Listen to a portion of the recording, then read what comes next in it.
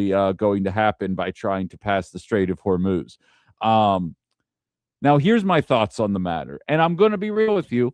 Um, there is a lot of speculation here, but I am going to lay out exactly why it is that I feel that way. I think the reason that Project Freedom got rolled back, again, freedom spelled Freedumb, I'm fairly certain. The reason that it is no longer in operation is because I think something went amiss. Because allow me to provide you with my example as to why. For about 36 hours, there was an effort to say, we're going to facilitate commercial trips through the Strait. Okay, great. Then it was announced that we might be close to a peace deal with Iran. Now, I think that's horse crap because we've been close to a peace deal with Iran for about as long as we've been 2 weeks away from a new healthcare plan. So I imagine we're not going to be getting it anytime soon because that's kind of the way that things have played out for the bulk of for the bulk of this presidency here. But if it were true, and this is what kind of sticks out to me, and this kind of highlights the media infrastructure that we are in today, because I'm just going to provide you with basic common sense deductive reasoning and allow you to see how I've come to this conclusion and allow you to jump to your own conclusion here, okay? If we were close to achieving a peace deal, then why would we need to go back to the Strait being completely closed again? If there were violent tensions between the two, totally. I understand how we would end up here. But if Project Freedom was announced on Sunday, and then by Tuesday evening it was rolled back, and they're saying that it's because we're close to a peace deal, so maybe we won't even need this, then wouldn't we be able to continue the facilitation of these ships from A to B? Wouldn't that be the logical conclusion that you end up resting at when you see what the ultimate goal was? Tell me I'm crazy. If I'm crazy, 920-281-1150. Somebody else explain to me what I'm missing in this storyline for me to be off base here. It could be market manipulation. It could be that there was never an intention to do any of this. That absolutely could be towards the top of the list of how we got here. But short of that, the only other option that I can see is things got violent in the Strait while we were escorting these ships from A to B. And instead of telling us that happened, they were just like, you know what? We're going to put a pause on Project Freedom for a little bit here. We're actually close to a peace deal anyway, so there's no reason for us to be doing this anymore. Somebody explain to me, where am I off base? 920-281-1150. Because to me, we're watching these prices shoot through the roof. I saw in my hometown it just hit $5 a gallon. I don't know that we've ever seen that back in Pittsburgh. Obviously, here I know we have a regular listener, Mickey, who popped up on my Facebook page this morning. She was taking pictures in downtown Appleton. She was two gas stations across the street from one another, both in the 440s. We're seeing it. We're seeing it everywhere. We're looking for some semblance, some effort to try and relieve these prices. And it seems to me that Project Freedom might have been a workable option for a lot of people. And now we're rolling it back. And the explanation for why is because we're close to a peace deal. Apparently a peace deal that we were so close to that we decided not to continue with this effort. Not that it matters. We've already won the war 7 times already. But remember, Joe Biden's sundowning. Like, we are not being led by our best people. And when I have trolls that have to hop into my live chats to talk to me about how Democrats did slavery in the 1830s, if you've got to take your argument back to the 1800s to somehow score points, you're probably not doing great.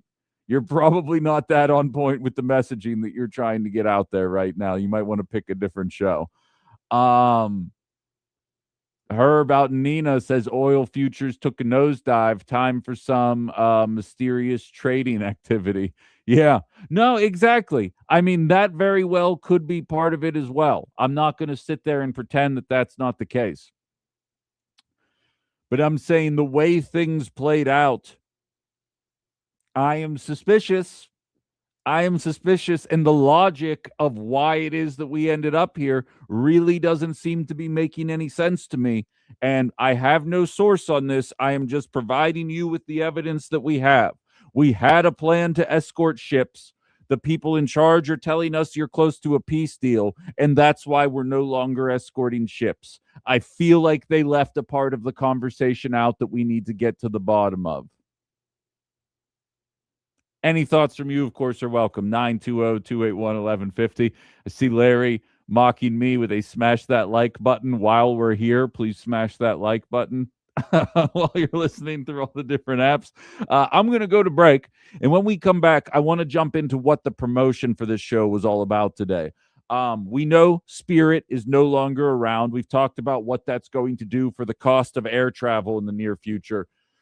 I want to talk a little bit. We got a call from Jerry while I was doing that segment where he talked about deregulation in the 70s and why that ultimately led to the situation we're in, which absolutely piqued my interest. And I've been reading up on the last 2 days, and I'd like to talk to you guys a little bit about what I learned about. We received one call as I was about to get to break here, so we'll do that call. And then unless anybody else has any other thoughts, we're going to go to air travel. But let's see what we have here first. Hello, you're on Outside the Box. Hey, Ben, Cynthia in Florida. I have a creeping suspicion. Nothing they planned worked. I mean, every time Iran was negotiating, they attacked them. They're trying to find another way to try to attack them again. That's what I think. But everything has failed. I have seen videos of other ship captains from other countries. We're not going through unless Iran tells us we're going to go through. We don't trust being escorted by U.S. ships. We don't have permission. I wouldn't. Like, are you kidding me? If I'm on that ship, I'm saying, no, we're turning around. I don't care who needs what I have. I'm moving on. Get out of here. And I don't believe that the United States sunk 7 or 6 or 7 ships like they did. I did confirm there were 2 Iranian cargo ships, little ones, and so 5 people were killed. But our aircraft carriers, they had to turn around because wow. I made a comment to somebody that they were floating coffins. Nobody liked it. But then I went and looked at what some other experts said, and that's what they said they are. You got mines, you've got drones. Come on. Yeah, I'm right there with you. I'm not doing that. I'm most certainly not listening to what the president has to say about it. That's for sure. Oh, absolutely not. Yeah, I appreciate. Hegseth said yesterday, well, let the Europeans control it. Well, you guys messed it up. What did Colin Powell say? You broke it, you own it. Absolutely. Yes. Standard antique shop rules. I don't know why it's so confusing for so many people. I appreciate the call, Cynthia. We got another person lining up here. We'll keep this rolling. Hello, you're on Outside the Box. Hey, morning, Ben. Hey, what's up, Brian? You have me laughing wildly. How's because that? You're questioning. Well, you're questioning. What's going on out in the war. And I still don't even understand why we even started. Yeah, okay, that's fair. We can't even explain how we started this war, or nor how we're going to end it. Nobody knows. Is it really the enriched uranium? Is it the regime change? And you're asking questions about what they're doing on Operation Freedom. I don't think that anybody has a clue, and I think that one group is trying to make progress in a peace plan, while the other guy is hollering out that he's going to bomb them into next year. I truthfully believe that this thing is on autopilot, right for the ditch, and we're all just kind of sitting along watching what's happening. So, again, you made me laugh because you started with Glenn Grothman, and man, that's one guy I'm going to miss. Oh, is it? Yeah, I'm sure. I feel like that's what we bonded over. I appreciate you being here, Brian. Thank you very much. And I didn't intend to start with Glenn Grothman, but after I saw that Newsmax clip, I couldn't help myself. But I mean, I say all of this stuff to say, guys, I don't think we're anywhere near this. As Old Lib highlights, U.S. stockpiles are depleted. prices won't be going down anytime soon. I've been seeing a lot of reports on that as well that I've been hesitating to try and jump into. In any meaningful way, but it does seem like we're on the precipice of the wheels falling off in a lot of ways. I said it 2 weeks ago, and I'm going to keep saying it. My prediction is shortly after the midterms, we're going to be begging for Biden era style inflation. And what sucks is, at least Biden inflation came about most certainly as a result of corporate greed, but paired with an uncontrollable virus that nobody really saw coming. Right now, we are about to hit an economic crisis of our own government's making, as we continue blaming Somalis or whoever the target of the day is, which is pretty um, um, disappointing when it's all said and done. Dee says it's always, yeah, no, that doesn't really help matters. But in any event, I at least wanted to get my thoughts out there. We'll continue following along with it. Again, I do not have any evidence of that. I'm just providing you my own logic and seeing where the ultimate conclusion takes me here. And any thoughts from you guys as well are appreciated. 920-281-1150. If not, we're going to go to break. And when we come back, we're going to have a conversation about the flight industry, the different airlines, the consolidation and deregulation that have led us to the moment we are today, where we're kind of seeing the cost of these flights shoot through the roof. All that's coming up on the other side of the break. So stay where you are. This is Outside the Box, WHBY.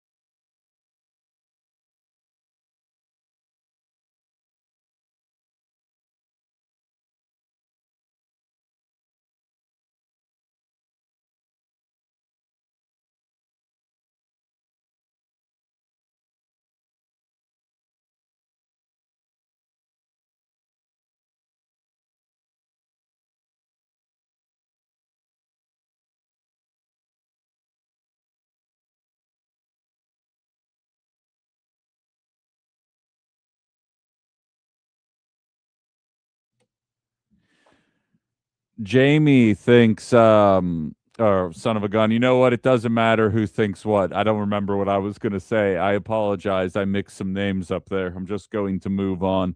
We just wrapped up a conversation talking about the Strait of Hormuz and Project Freedom, and the fact that for 36 gleaming hours, we thought we might actually see some relief here in terms of prices, but it's looking more and more like that was just a flash in the pan. I have my theories as to why that is, but I welcome yours as well. 920-281-1150,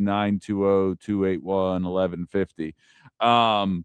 I want to switch gears, though, into something a little more academic than what we've just been talking about. The last segment was basically speculation, right? I was using basic deductive reasoning and a capacity to kind of put pieces together to try and get to an end game here. Now let's leave the subjective, though, and jump into the objective. As we covered at the beginning of the week, Spirit Airlines is no longer a thing, and I, for one, am not thrilled with that. I've used Spirit Airlines plenty of times. I am a fan of the cheaper flights. I realize the planes always feel and look like they're about to fall apart when you're on them, but they never do. They never do. You get where you're going more often than not on Spirit Airlines.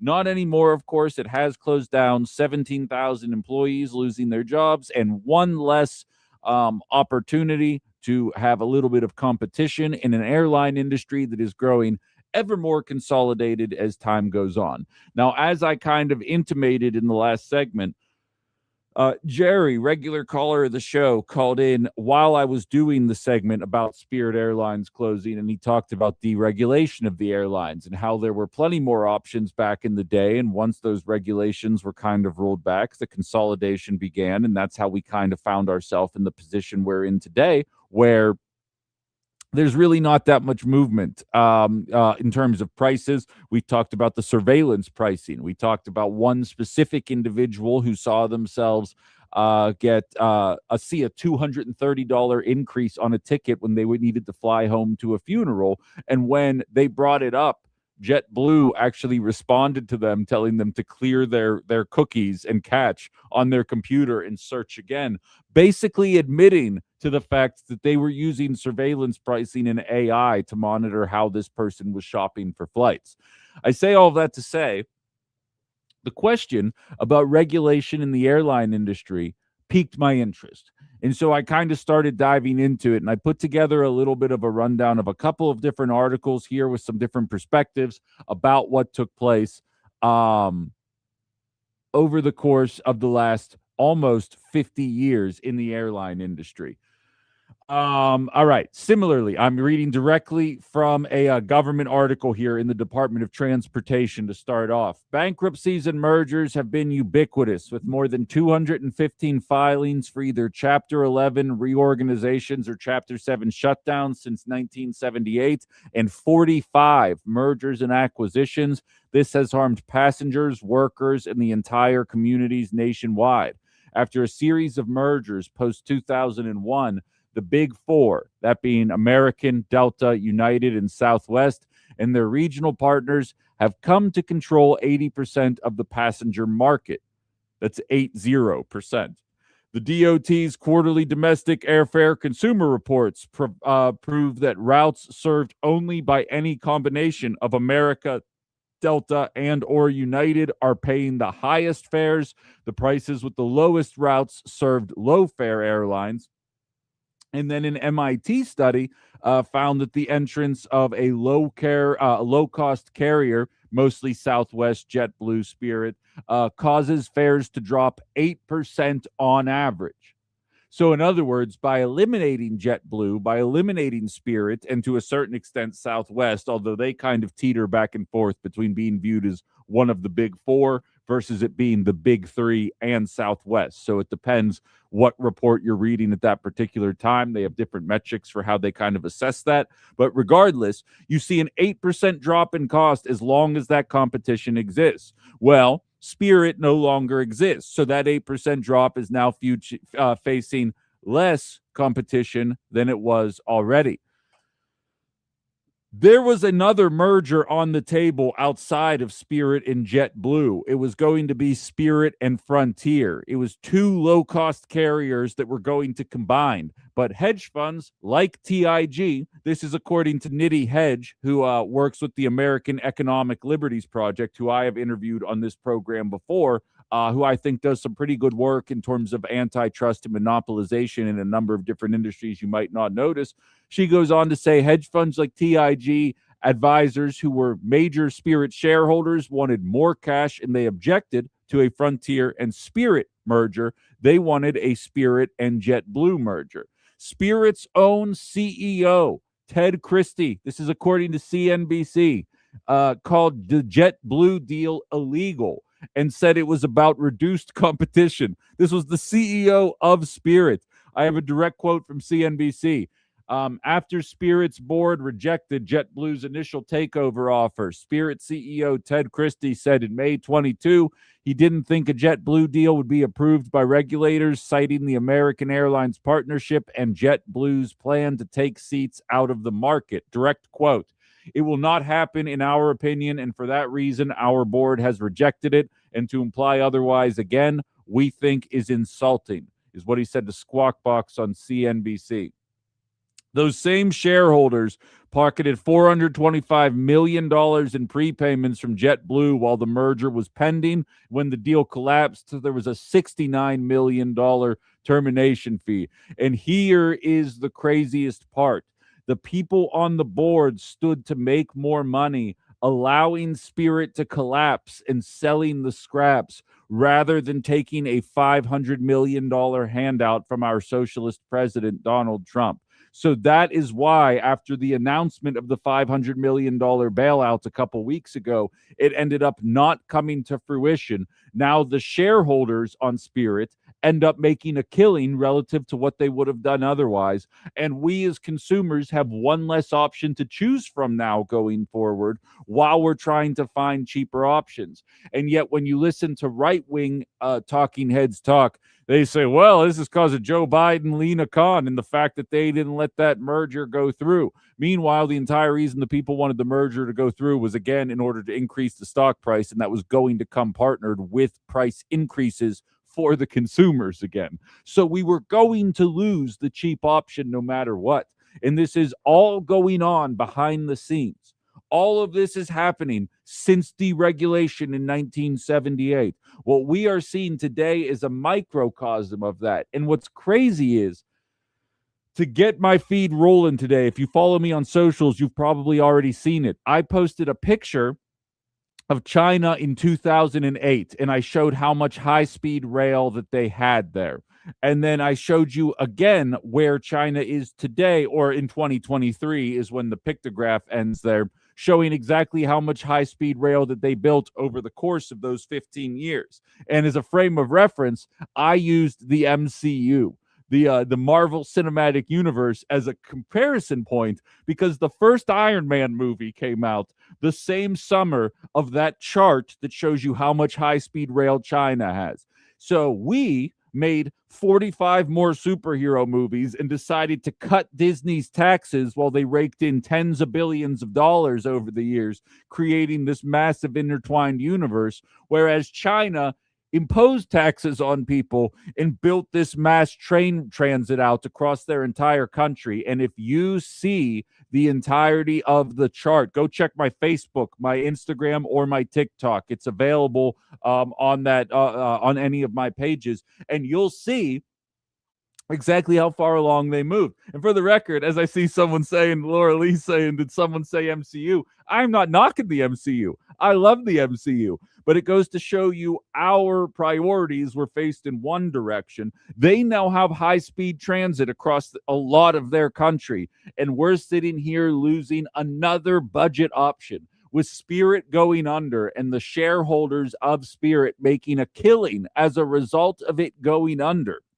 We are now seeing inflated costs for travel, and we have not invested in our public transit in a way that offers some kind of competition. So the options are pay the astronomical fees to fly across this country, or don't go, wherever it is that you need to go.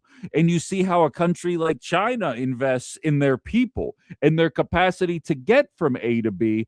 And you sit there wondering, man, like Avengers Endgame was awesome, but maybe we've been putting our money in the wrong place. And the funniest part about all this is I recognize it's a spurious correlation. There is no correlation between the success of Marvel movies and high-speed rail being built across the country. I'm using 2008 as an inflection point because that's a real stat. That's when China first started really investing in it, and that is when the MCU started. And you look at how much both of those operations have grown, and I'd argue we're in a worse place not having that public transportation opportunity. We've been banking on deregulated private enterprise to be able to do what we need to do. And the worst part is, for the longest part of contemporary American history, that has been a serviceable way to do things. And unfortunately, that is no longer the case. With the lack of competition, we are now seeing these private companies really kicking into overdrive, exploiting us. And we do not have a second option right now, whereas a lot of other countries are seeming to figure this out. So that's a little bit of at least a precursor to it. I would highly suggest doing your own research, diving further into this conversation, because I did not know about the deregulation of the airline industry in the 70s. And St. Reagan gets a reprieve. This actually happened under Jimmy Carter. Normally, the wheels fall off during the Reagan administration, is what I find the longer doing this show. Something sucks that didn't used to suck. When did it start sucking? Sometime between 1980 and 1988? Thought so. Not this one, though. Started in 1978. So Reagan gets a bit of a reprieve this time at the very least. But very, very interesting as you see the way other countries are kind of investing in a way that makes me feel like we're kind of getting left behind in a lot of ways.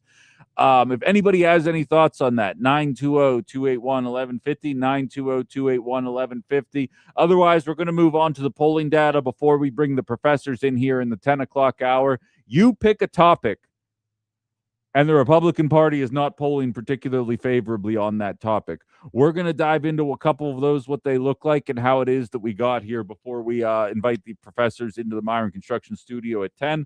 920-281-1150. We'll be back in just a little bit. You're listening to Outside the Box with Ben Cominos here on WHBY.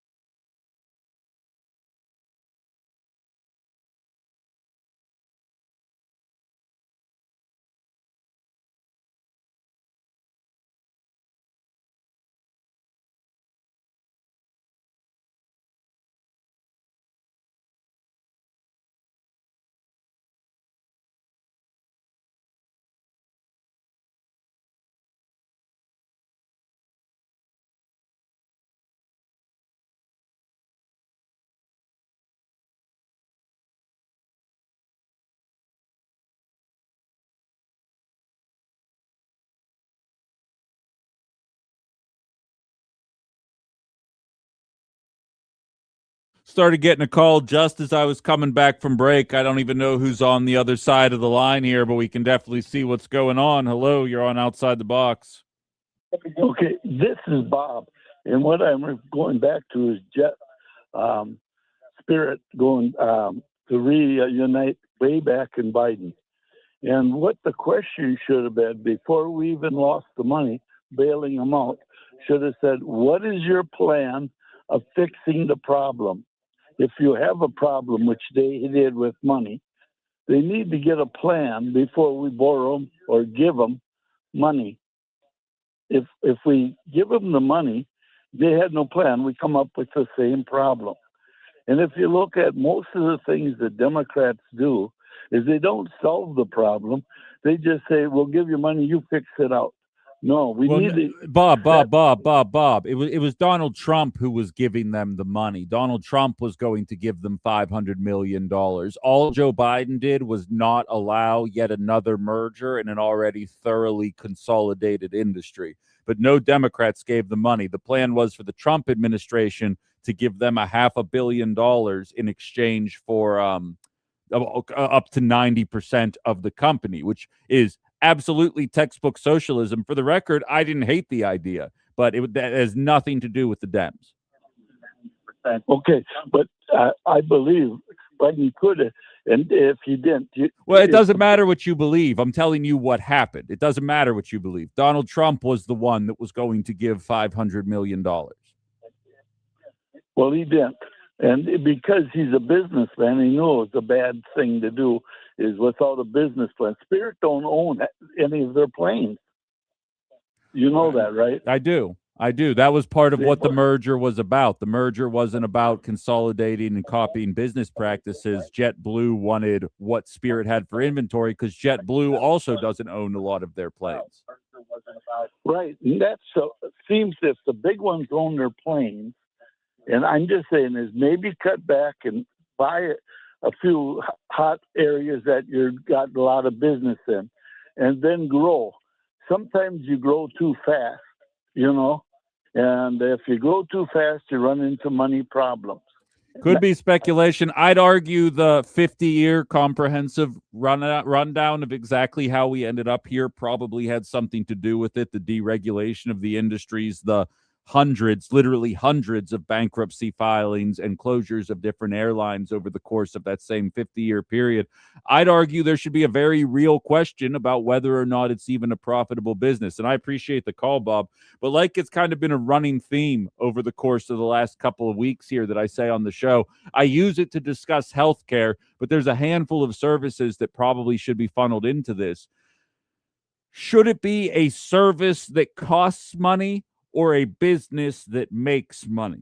In 2026, is it a feasible option to have flights at a reasonable price? And if it isn't, if it is impossible to run this business at a profit at this point without obviously engaging in exploitative tactics like the airline industry has, are we approaching a point where nationalization makes more sense than keeping it private? Because all we're seeing now is surveillance pricing. We're seeing these companies consume one another. I think a lot of these smaller options are only going to see things continue to consolidate as time goes on. And it's not like this is exclusive to the airline industry, mind you, but it's just what's on everybody's mind right now. And with the deregulation in the industry, which I was unaware of, but not surprised by because it reflects what's been going on in so many other industries as well. We shouldn't be shocked that we are sitting here now seeing JetBlue admitting online that they are surveillancing what you search and determining what your individual ticket price will be. And we're seeing it only get worse from there as these options continue to dissipate, and living in some kind of fantasy world where Donald Trump says, I'm going to give a company hundreds of millions of dollars. And people like Bob say, see, that's why Democrats suck, is when Joe Biden offered to give Waka Waka MAGA, we got to stay focused on the reality here. We're going to need to stay focused on what actually is happening and then build opinions from there. You're really not allowed to just ascribe actions that Donald Trump took that you don't like to the Democratic Party. It's like when people blame Joe Biden for the lockdowns that happened in 2020. Like, it's kind of one of those things. I am no Joe Biden defender. I'd argue I have a staunch track record of doing the exact opposite of that, actually. But it doesn't mean you get to turn around and pretend like Joe Biden was the one giving these airlines money. No, Joe Biden's administration, for all of its faults, actually was the first administration to try and crack down on consolidation and monopolization. And I think Lena Khan was actually doing a very good job of that. Thankfully, Donald Trump won in 2024, and his FTC has kicked right back into gear, allowing these consolidations to continue happening again. So, I mean, the idea that giving Spirit money was in any way a Democratic idea is objectively and emphatically not a true statement. Um, let's see here. Businesses offer the same job and same product. That's why they are so secretive towards consumers. I don't know what that's really in response to. I don't know if you guys are having a chat separate of what I am there, but I really don't know how to respond to that right now. But in any event, there comes a time, and I've said this about healthcare, I say it about energy production. If we are hitting a point where we can no longer do it for a reasonable price, if the concept of making a profit is making it so people are deciding whether or not they should heat their homes or use energy that day, we have hit a point that it does not make any sense anymore to be doing things the way that we are doing them. And as we've learned, whether it be in the airline industry or the healthcare industry or the energy industry, deregulating it only allows for more exploitative practices and does not ultimately result in any kind of favorable outcomes for average Americans.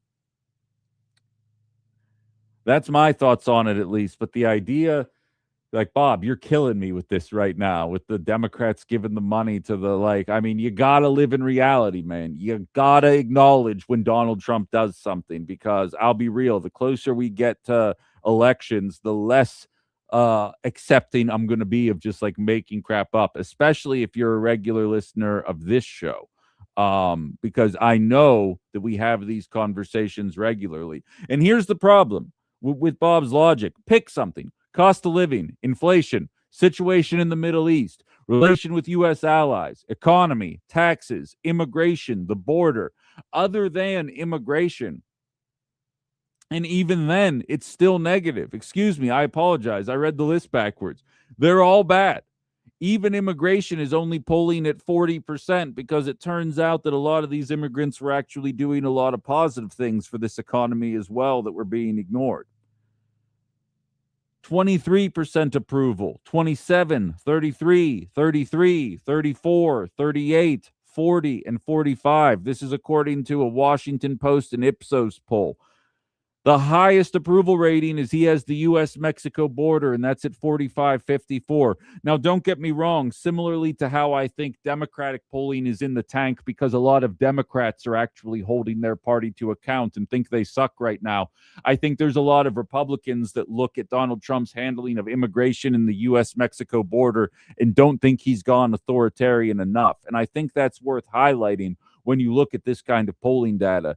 But the fact is, the people paying attention that understand that Donald Trump is the one giving our tax dollars to every other country and every other group other than the American taxpayer right now that doesn't have 12 figures in their bank account is getting very angry with this administration. And I think that sentiment is turning into frustration with the political process in general. And I'm going to talk about that a little bit more with the professors from Lawrence University on the other side of the break.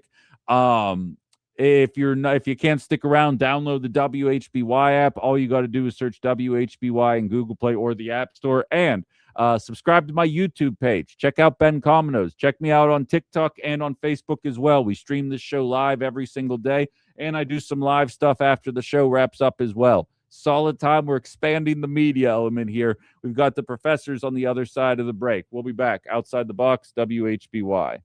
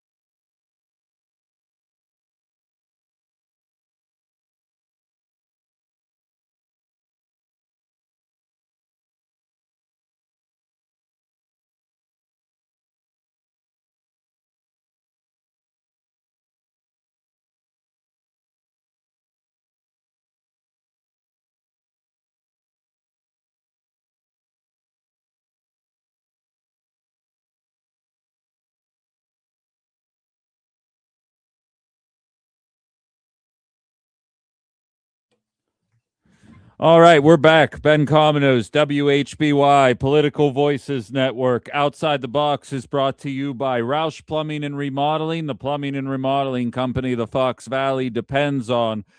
If you're just joining us, we were talking about high-speed rail, Project Freedom, and the fact that when Donald Trump does things, that does not work as the transitive property, meaning that Joe Biden did things. That and so many other topics in the first hour of the program here, and we are just getting started on this show. By the way, before I introduce the construction studio, I do want to say it seems as though we had an internet connectivity issue. I was wondering why you all were so quiet on the text line, and now I'm sitting here with 17 unread text messages, so I apologize, but I was not ignoring you. That's the internet being a jerk to me here, but I will read through these texts as we kind of do these segments, and I'll get back to all you guys. But you heard some quiet chuckles there. That's Jerry Podair, Arnold Schober, the professors from Lawrence University joining me in the room. Are you are we graduated here, Arnold? Where are we at right now? Oh, there's still a month left. Oh, right, trimester. This is Lawrence. Notoriously late running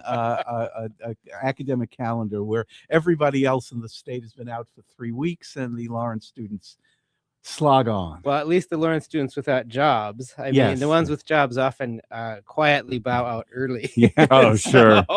Sure. Yeah. What's the sign that hangs off the front? Lauretarians or whatever it is. What do you guys call yourselves? Laurentians. Laurentians. Yeah. I sit there. As you can tell, I drive past. I'm like, what are they trying to say there? But Well, it says we, the Laurentians.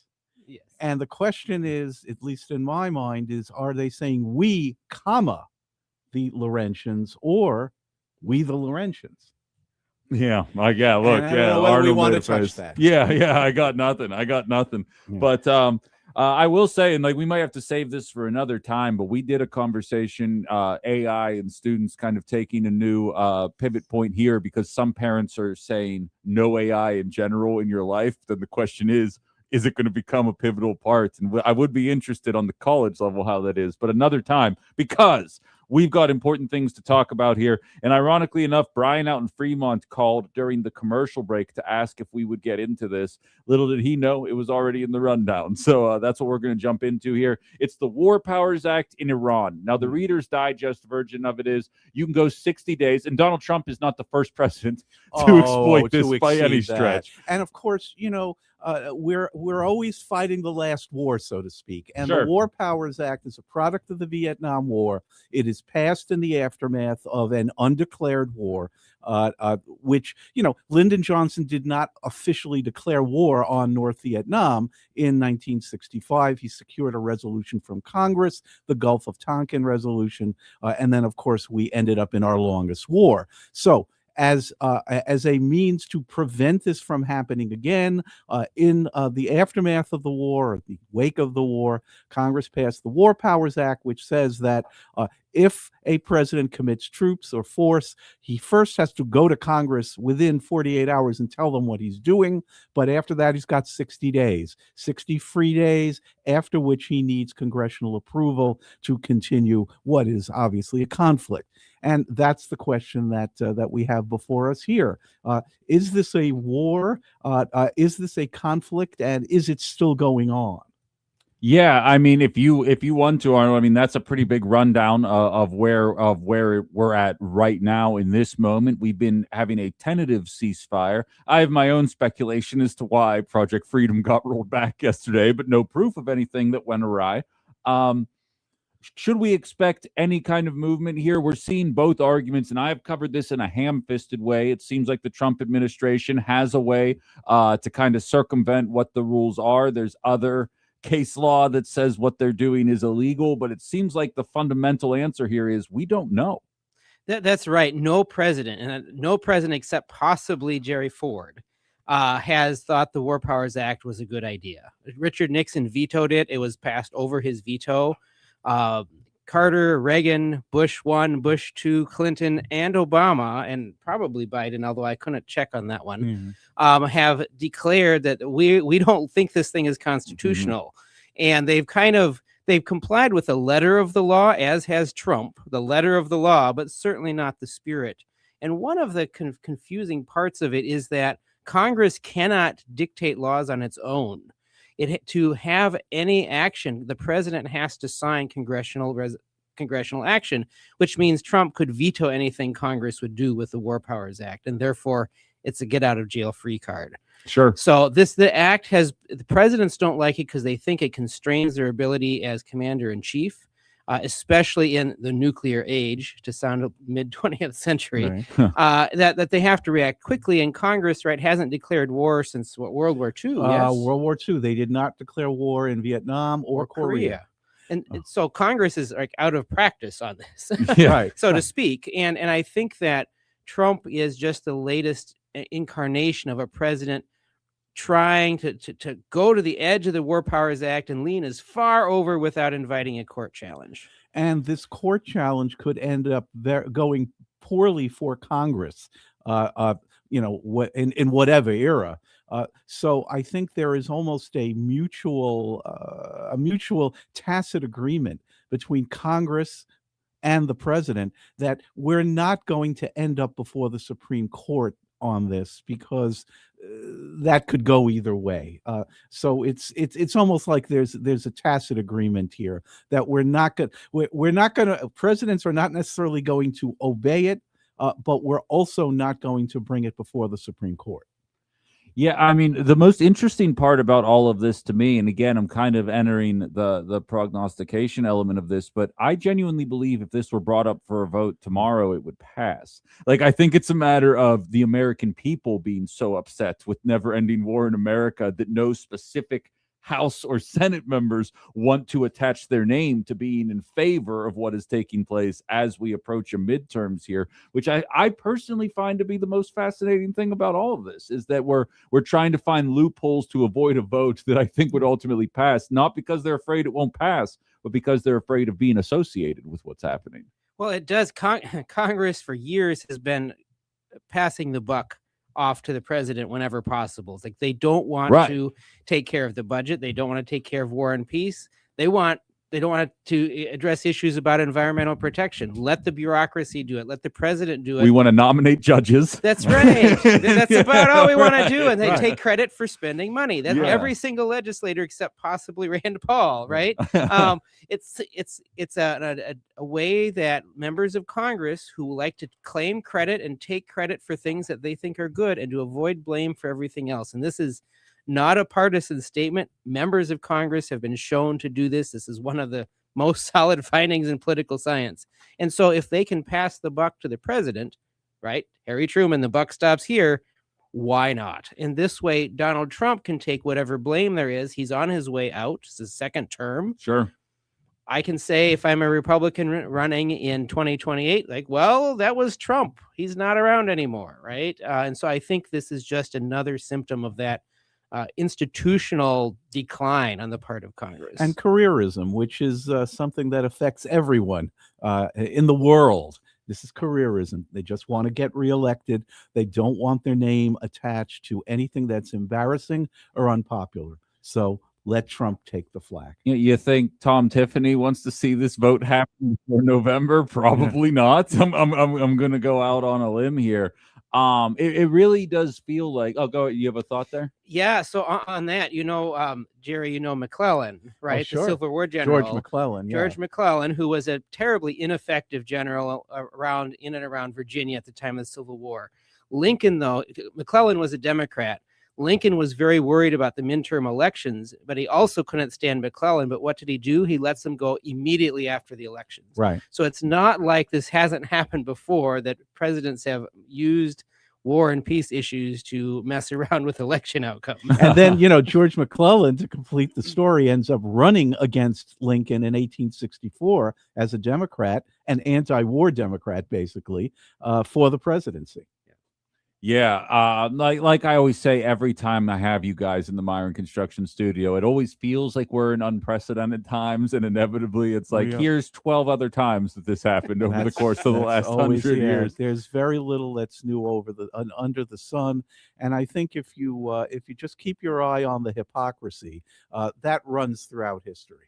Yeah, I think that's a fair assessment there. Last question on this, and then we can pivot to a different conversation here. But I mean, I remember when this broke out, you guys were on the program 3 days after the first weekend where this all happened.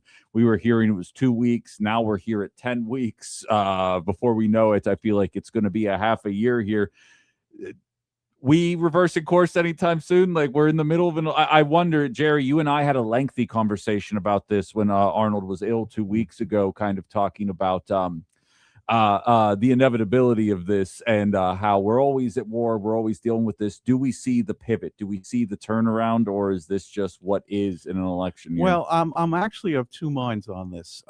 A rational regime faced with the economic squeeze that Iran is undergoing right now would probably collapse.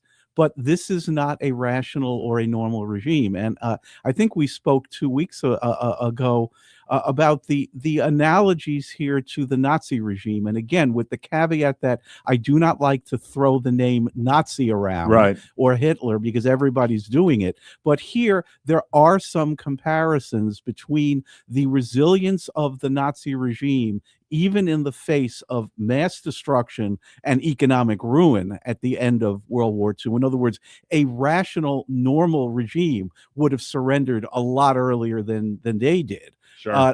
And the Iranian regime, which is now controlled by the IRGC, just as the SS in the Nazi regime was the core of resistance, the core that just would not give in. We are in that situation now. So if this was a rational regime, a normal regime, they would be serious about peace negotiations. But it is controlled now by a fanatical, ideologically, theologically driven regime that will probably take a long time to give up, if they ever will. And the question is, well, who is going to blink first? Are the American people going to blink first, or is the IRGC going to blink first? Well, it's an interesting power dynamic that's emerged from this, because it's strange to me that no one knew how important the Strait of Hormuz was or where it was prior to this, but it feels like Iran is learning something new about themselves that they didn't know before this conflict started here, which is kind of encouraging them to keep this rolling, despite the fact they have the loss of infrastructure and the loss of lives and their economy is struggling. But I think they're learning they have a pain point here that is kind of difficult to ignore. Yeah, but of course, if you don't care about your own people, doesn't help. It doesn't matter. Yeah, right, depending on the perspective. Go ahead, Arnold. Yeah, so Iran has done this in the 1980s earlier, but as they would target tankers, blow them up, and like say, don't go through here kind of thing, because it was a way for them to exert leverage. The difference between the 1980s and now is that Iran has drones that are even more asymmetrical, right? You can fly a drone over there, cause havoc, and it's hard to say, does that rise to the level of violating the ceasefire? Well, we don't think so. But you can do that for a long time on a very limited budget. And because Iran has such a long coastline, right? Yeah. That's theirs, that they can continue to wreak havoc through the entire region, no matter what the U.S. does, right? And so I think they know that they have leverage that again, a normal regime wouldn't have, right? The world, Europe in particular, depends very heavily on this strait. And so long as Iran can say, look, you do what we want, or you don't, or you at least don't do what we don't want, we're going to just keep causing trouble. And I think until the regime decides that it's done, we're going to continue to see this be a point of contention going forward, as it has been since 1979. Of course, if your economy ceases to function, there are consequences. And the Iranian economy, at some point, if we keep this up, is going to cease to function. At that point, well, we'll see. What strikes me, a number that strikes me that I think is very important, is that 35 to 40% of the Iranian population estimate is somehow connected with the IRGC. That doesn't mean that they're members of the IRGC, although there are plenty of those, but they are connected politically to them. They are connected economically to them. They need, their jobs, their livelihoods, their lives depend on the IRGC. So this is not a small minority regime taking over the country. They represent a substantial number of people. If they represented maybe 5% of the population, that would be one thing. But apparently they represent about a third of the population is somehow connected with them. It's almost like being part of the party apparatus in the Soviet Union. And that will make it hard to dislodge because there are too many people who are dependent on them or who are controlled by them or who are afraid of them. So that, I think, is going to be the challenge going forward. Yeah, I think this will be a conversation for us to have for the foreseeable future here, unfortunately. And we'll continue updating as these stories become available as we jump into these elements. And we appreciate your insight on the War Powers Act here as well. We're going to shift gears, though. Major Supreme Court decision, Arnold's favorite subject, map drawing. It's his favorite, it's his favorite realm to live in here. We're going to jump into that more. That's Arnold Schober. That's Jerry Podair. I'm Ben Cominos. Going to throw to a quick break here, and we'll be back in just a little bit. You're listening to Outside the Box with Ben Cominos here on WHBY.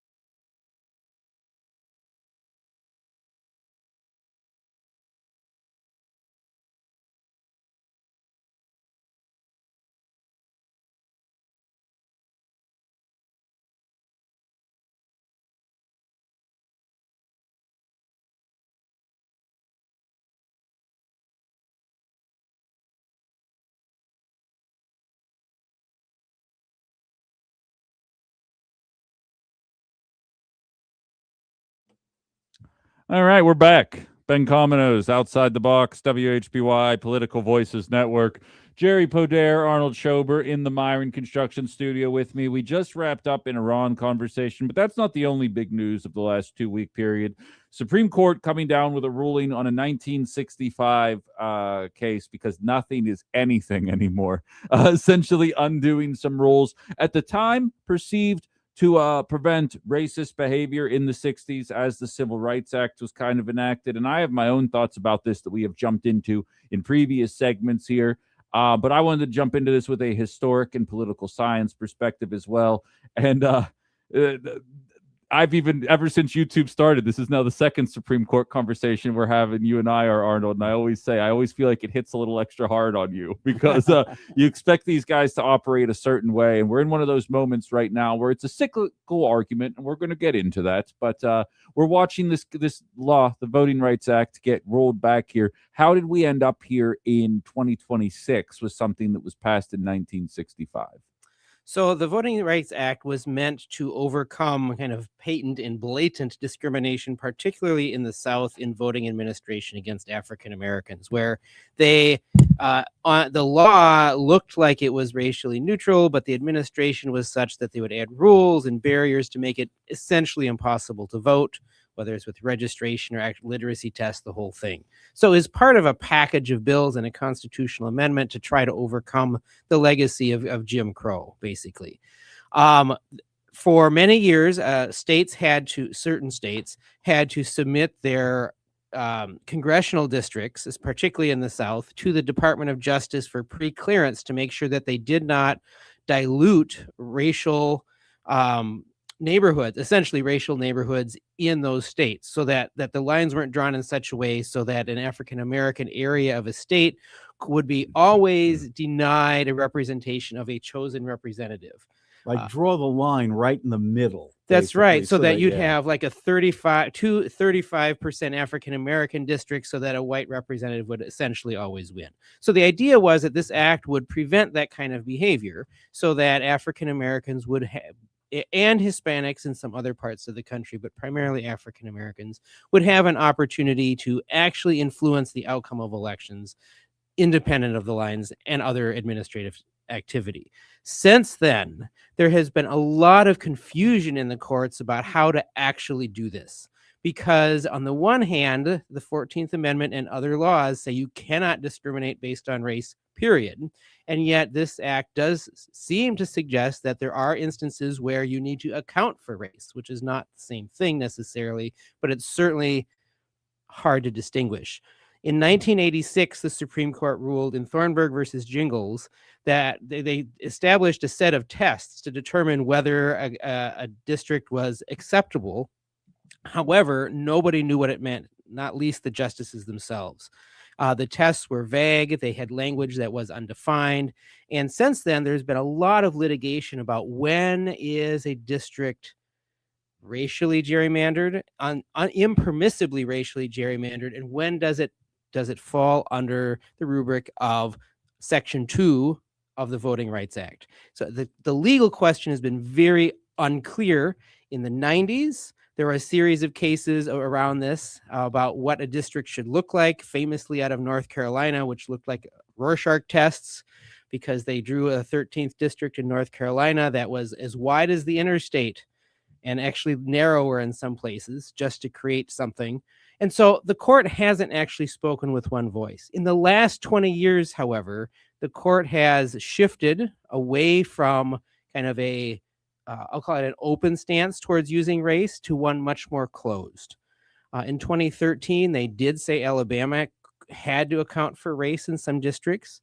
However, in this session and the last two sessions, the court has become a lot more hesitant to countenance the use of race for anything. And I think what we've seen with this case is that, as Justice Scalia once, I think it was Scalia who said, the way to stop discriminating based on race, Roberts, is to stop discriminating based on race. And I think that's now the majority view of the court, that race cannot be used. Although ironically, the court has come also to believe that you can discriminate based on partisanship.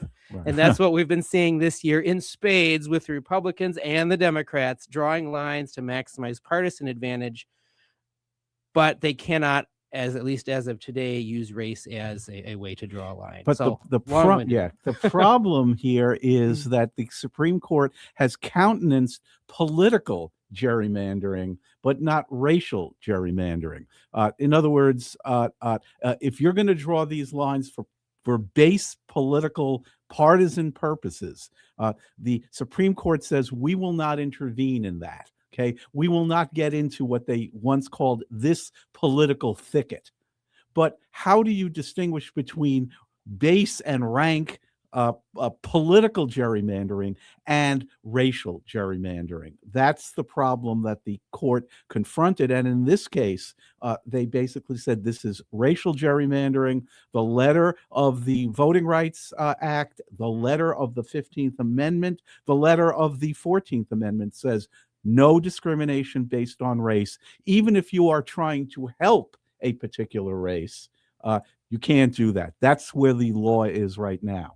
One of the other confounding factors in this discussion is that many of the districts were drawn to benefit African Americans, and African Americans in general, 90% plus vote for Democrats. I was going to bring that up. And so it's sometimes a little bit hard to tell, was this race or was this partisanship? And this was at issue with the California redistricting issue, Right. is at issue with Texas, and in Louisiana as well, is that the kind of opponents of the current decision would say, well, no, that's not race, it's actually partisanship. And right, for African Americans, they do have a point because of the overwhelming kind of loyalty to the Democratic side of the ticket.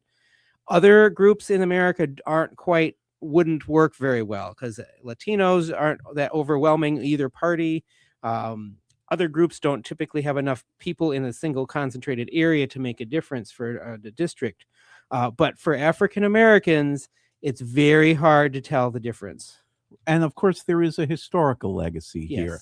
Yes. There was never any law passed in any southern state saying specifically African Americans can't vote in this state. But for 100 years, these southern states were able to deny blacks the franchise through various subterfuges that were on the outskirts of the law: literacy tests, grandfather clauses, poll taxes.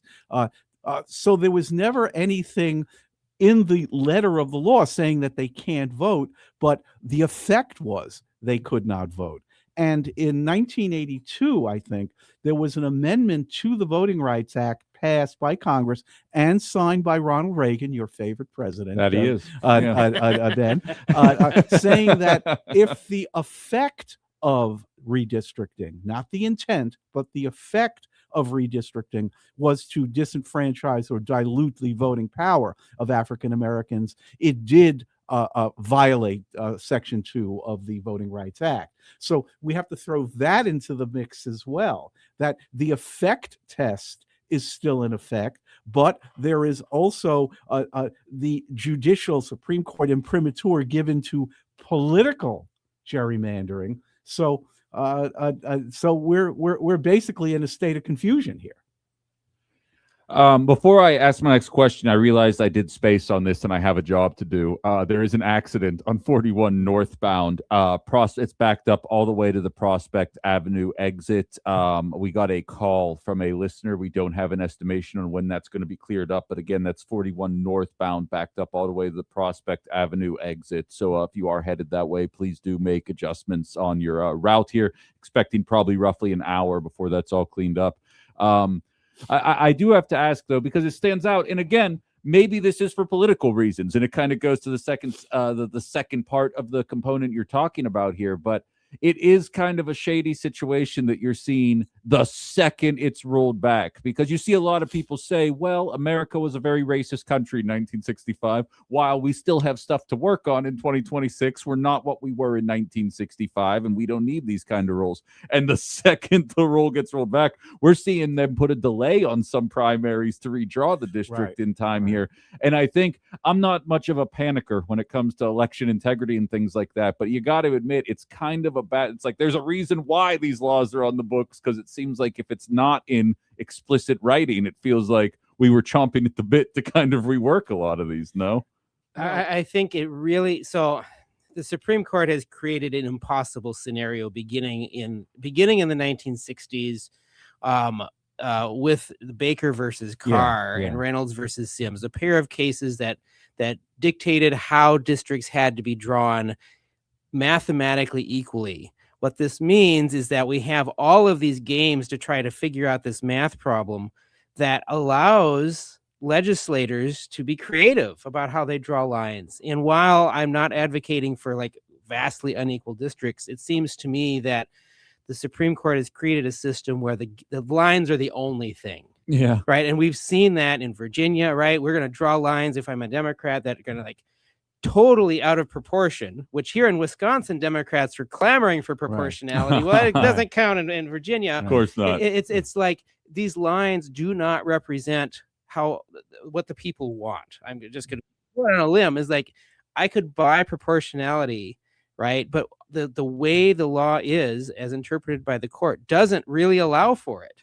It creates a mess. And I think that what we're seeing, the late stage capitalism, right? Late stage redistricting that I think, although since it's coming from me, it probably won't happen, right? I think that we're at an edge where people will say, you know what? Drawing lines to reflect geography when people don't live that way is a thing of the past. And we need a different kind of way to move people to Congress. Yeah, because the system is certainly not working. I would say that it's a sick system at this point. And we've spoken about this before. Maybe I'm being idealistic and I don't know that much about technology, but I think there is some way to use technology with computer technology to draw these lines in a random way with the only requirement that they be contiguous, basically, and of equal population, generally equal population. Draw them that way, the way you would pick a lottery ticket, nationwide, and hopefully we can get rid of this problem, and also create districts where representatives have to be beholden to a lot of different groups. In other words, a lot of crossing lines. Now, that may be completely idealistic, but it's certainly a better system than this, because this, this is chaos and it's undemocratic. Well, Jerry, that software exists. Iowa State University has developed that 20 years ago, but it's very hard to use, and legislators like their jobs. So that was the California system in the old days, is like incumbent protection. And so I think the bigger problem is that geography doesn't have the same political value as it did in the 1780s, right? Sure. Because people move, they cross lines. If you work in Appleton, right? Do you live in Appleton? Maybe, but there's no necessary reason that you would or would not. And so I think because people move so much, that geographic representation is something that doesn't reflect how people live and how they make actually political decisions. And so my hobby horse is you need some kind of proportional system, right? Where you can vote for whatever candidate you want by state, and then you'll just get whatever proportion of the vote you get, that party gets a seat. I think that makes far more sense today than a geographically defined area, but that's going to ask legislators to give up something very comfortable. And it's also going to create a multi-party system. Well, I don't know that would be a bad thing, Jerry. There we go. Now we're getting there. I mean, you could have AOC and Rand Paul could be happily elected from the fringes, and they'd still go to Congress, and then you'd have people in the middle. It would be paradise. It would be just as gridlocked as now, but at least you'd know who you're voting for. You'd have the social Democrats, the Christian Democrats, all the various. We could be like Denmark. I dedicate 2 segments a week to the fact that I think Arnold's been a sleeper cell for a parliament system for the last 3.5 years here. Definitely. You know what? Yeah. We could do a lot better than what we're doing right now. I would hope. Yeah. All right, we're going to squeeze one more break in here. Plenty more to jump into. We, I think, are going to put a bow on the gerrymandering conversation, at least for the month of May. I'm sure we'll be back, but we're going to revisit a conversation from the first hour. Airlines, monopoly, the closure of Spirit, and so many other things going on. One final segment of the show. We'll be back. I will highlight, first of all, I don't know what's going on with the internet. I promise I'm not ignoring these text messages, but I'm randomly getting blown up and then no texts whatsoever. So I apologize. But I wanted to say again that the closure is not because of an accident. Northbound I-41 between Wisconsin 96, Wisconsin Avenue, and Wisconsin 47, Richmond Street is going to be closed from 10 a to 3 p for emergency pavement repairs. So again, that's northbound I-41, Wisconsin 96, Wisconsin Ave, and Wisconsin 47, Richmond Street, closed until 3 p.m. So please do make sure you have that on your radar if you don't already. I most certainly didn't, as you can tell right now. And we have one final segment with the professors coming up. I'll figure out what's going on with this text line for tomorrow's show. I do apologize about that. We'll be back in just a little bit. You're listening to Outside the Box here on WHBY.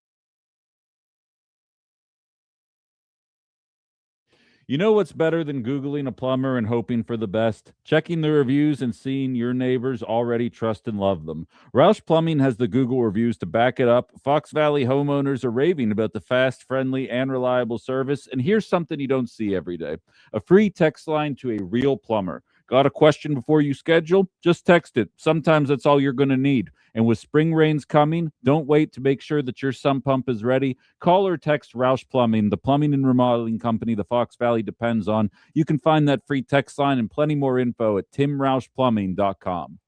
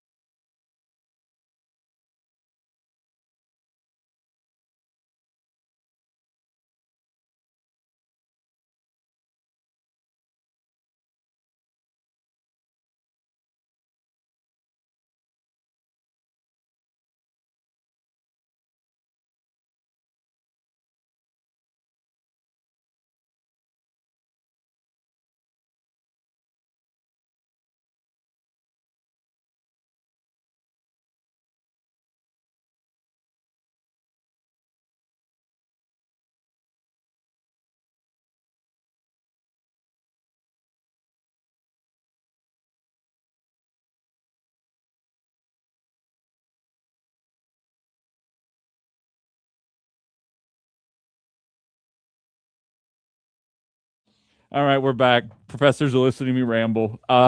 You're listening to Outside the Box, WHBY, complaining about facial recognition on planes because we're talking about Spirit Airlines and the closure. We talked about it from my perspective here in the 9 o'clock hour. Now we're going to get a little bit of a different perspective. And Jerry, I actually want to start with you for this particular segment. And by the way, Arnold, you weren't here for the time clock change. We're done at 58:20 now, so don't go to our normal time. We have 1 minute less than we normally do. So just an FYI, budget if you're program too. Yeah, exactly. Yeah, we're it's the corporate greed of radio shows. You know, we got to keep squeezing this stuff in here. But Jerry, you kind of talked about how the airline industry has been a bit of a fledgling industry for a while now. I was talking about deregulation going back to the 70s here. You highlighted Warren Buffett with a fairly famous saying about the industry. Why don't we start there and we'll go from there? Yeah, it almost tells you everything you need to know about the airline industry. It was once said of Warren Buffett that his investing acumen was so sharp that he could actually make money on airline stocks. Yeah. Like he was the only one who could actually squeeze profit out of airline stocks, because the airline industry, and I think everyone knows this, is sick. It goes well beyond Spirit Airlines. I mean, Spirit Airlines may have been the most extreme example, but even the major carriers, they have huge amounts of debt, high interest debt that they can't repay, very thin profit margins, high labor costs, high fuel costs, of course, and that's one of the things that pushed Spirit Airlines over the brink. They're operating either at or beyond their capacity. The planes are expensive. The airports themselves are overwhelmed, basically, and that's an infrastructure problem in this country. If you go to other countries, if you go to Europe, you go to Asia, the airports themselves look very, very different, much more modern, much more efficient. So the whole airline industry has all sorts of financial problems. It's not just Spirit, but Spirit was the extreme example. Korean Airlines does this stupid thing where they're appropriately staffed all the time and have enough people to make sure that like you're facilitated into the right lines in an appropriate manner. I got to that airline and I was like, oh my God, I'm going to miss my flight. And then 10 minutes later, I was on the other side of this massive line. And I was like, how did that even happen? I have no idea. But yeah, you're preaching to the choir on that one there. It seems like this has been an issue for a while, and I'm going to pivot in the only outside the box fashion I know how to do. There was a government suggestion coming from this Trump administration, $500 million investment of tax dollars. I actually have an episode of the show where I referred to Donald Trump as Comrade Trump, because this is quasi-communist in an effort here, not even saying the strategy wouldn't have worked. Now we'll never know, but kind of floating that out there. Were you surprised to see that? And Arnold, I'll ask you that just as a question. Were you surprised to see that as a suggestion, or is it kind of like a throw something at the wall and see if we can fix something that, as Jerry highlights, has been an issue for a while? Well, you might remember Government Motors that the Obama administration Absolutely bailed out. And so it's not, and if you think back to the 70s, there's Chrysler. Yeah. And so it's not the first time the government has tried to bail out large corporations, although, but with Trump, I guess I'd say I'm not surprised because he kind of does like whatever, right? Yeah, and this was just a whatever moment here. But I think that it's difficult to see. The problems are structural enough in the airline industry that we're looking more like kind of the railway bankruptcies of the 1960s than let's just fix Spirit Air. There are essentially two major carriers in this country that can almost make a profit. All the other ones are struggling in a big way. And I think that Trump administration trying to keep Spirit Air afloat was more like, well, let's just fix this problem, but not address the deeper structural issues that are present. Yeah. It seems like that was the general consensus. And I mean, as I stated, like it's such a necessary thing. And as we're seeing kind of shoot through these prices, like we need the flights, but it's kind of hard to make it operate at a profit here, which is an issue. Well, I did make the reference to the railways because in the 60s, the largest company in America, the Pennsylvania Central Railway, went bankrupt, right? And what was the government's response? Well, we need to subsidize and create a new government subsidy, two railways, Conrail and Amtrak. Sure. Right? Because their lunch was eaten by truckers. Right. And so I'm wondering, like, what is it that's causing the airlines to have such trouble now that the government would be called upon is like, well, bail us out. What is that competition that is causing the airlines so much trouble? And I don't know the answer to that question. Well, obviously deregulation is sort of the line in the sand here in the late 1970s. But what that was supposed to do was create a environment where there were more than 4 major carriers left. In other words, that's what we have today. We've got American, Delta, United, and Southwest. Yeah. And that's about 90%, I think. Just over 80%. Just over 80%. And the whole idea of deregulation was, let 1,000 flowers bloom here. And there should be 15 or 20 airlines competing with each other. And that didn't happen. Yeah, I think part of the problem is that the product itself is heavily constrained because of airports, right?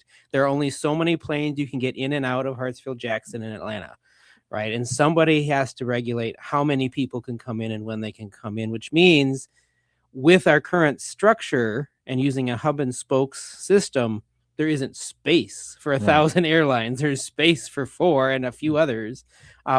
You might see a change if there was smaller jets, right? You could do it. If you had like 15-person jets, right? You could go to Appleton or Oshkosh and Whitman Field in Oshkosh, other than at the EAA time. But yeah, we're not going to get to the bottom of it today. It's not there right now, at the very least. And I have a lot more to say about this, but not nearly enough time to do it. We're going to have to put in a pin there. Arnold Schober, Jerry Podair, thank you very much for being here today, guys. If you're listening to the show on the radio, download the WHBY app. If you're watching us, download or subscribe to my TikTok, YouTube, Facebook page. We stream live Monday through Friday and go live in the evenings as well. Haley's up next. I'll talk to you guys tomorrow outside the box.